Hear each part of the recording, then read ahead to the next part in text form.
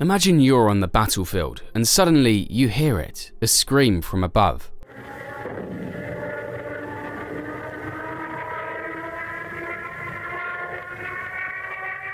With every second, it gets louder and more terrifying. You don't even need to look up to know what's coming. It's the Stuka, the Junkers Ju-87, Germany's fearsome dive bomber. The Stuka wasn't just any bomber. This plane could dive almost vertically, with deadly accuracy, obliterating anything in its sight. Military columns, fortifications, nothing was safe from its precision. Unlike typical high-altitude bombers, the Stuka aimed directly at its targets, turning convoys into nothing but burning wreckage. Its inverted gull wings and fixed landing gear created a silhouette that became a symbol of fear during the war.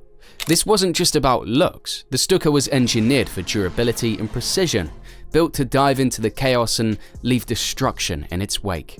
Moreover, the Stuka had a secret weapon, its dive brakes, which slowed its descent during bombing runs, allowed pilots to aim with deadly precision. And get this, it had an automatic pull-up system, which kicked in after a bomb was dropped, pulling the plane out of its dive, even if the pilot blacked out from the intense G-forces. That's how dangerous these dives were, yet the Stuka was designed to survive them. But the most terrifying part was that scream.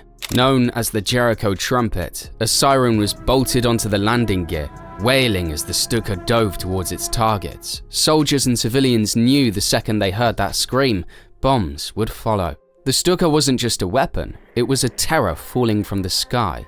And it wasn't just for show, it was psychological warfare at its finest. The siren shattered morale, causing panic before the bombs even hit. Some bombs were even fitted with whistles, ensuring that the fear continued right up until the impact.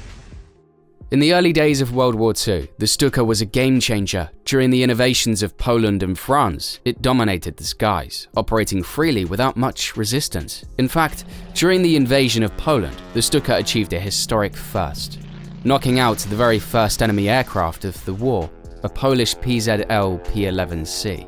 However, the Stuka had a fatal flaw. It was slow. When the Battle of Britain began, British Spitfires and Hurricanes tore through Stuka formations with ease. The plane's lack of speed and maneuverability made it easy prey for faster, more agile fighters.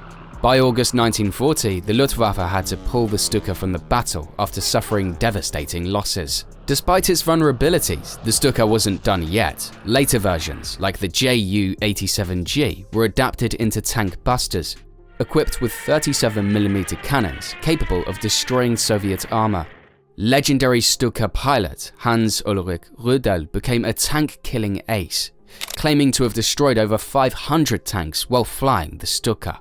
Despite all these adaptations, the Stuka's time was coming to an end. Faster, more versatile planes like the Focke-Wulf FW-190 and Messerschmitt Bf-109 took over. By 1944, the Stuka was largely phased out, though it continued to see limited action until the end of the war in 1945. Over its lifetime, 6,000 Stukas were built during World War II, but today only 2 remain, as silent reminders of the chaos they once unleashed. These relics stand as witnesses to the terror they rained from the skies. Though they've been grounded for decades, the legend of the Stuka remains, a symbol of precision, fear, and eventually, obsolescence. As I mentioned before, the Junkers Ju-87 Stuka wasn't just a dive bomber, it was a force of terror that left an indelible mark on the history of warfare.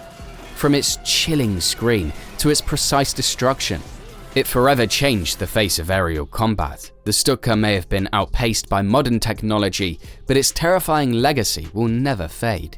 It left an indelible mark on military history. And that's the story of the Stuka. If you enjoyed this deep dive into one of the most feared planes of World War II, don't forget to hit subscribe and like the video for more incredible military history content. Leave your thoughts in the comments below. What do you think about the Stuka's role in history? And which plane should we add to our playlist?